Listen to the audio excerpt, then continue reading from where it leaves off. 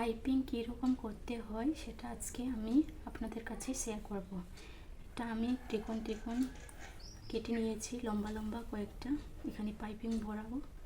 এই যে এগুলো ভরে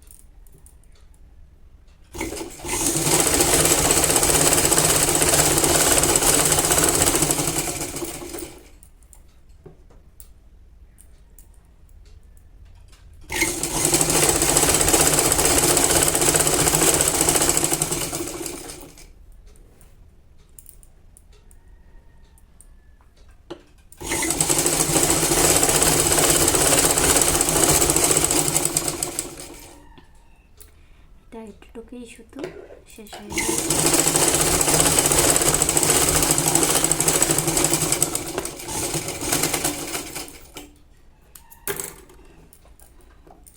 এদিকে ছোট্ট রেখে দিলাম, পরবর্তী সময় আমি জয়েন করে আবার বানিয়ে নেব। যে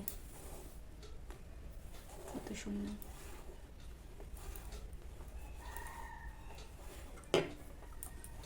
যে কোনো গলার মধ্যে বা নিচে হাতের মধ্যে লাগাতে পারবেন এটা পাইপিং। যদি ভিডিওটি ভালো লাগে তাহলে প্লিজ সাবস্ক্রাইব এবং বন্ধু বান্ধবের সাথে ফ্যামিলির সাথে শেয়ার করবেন।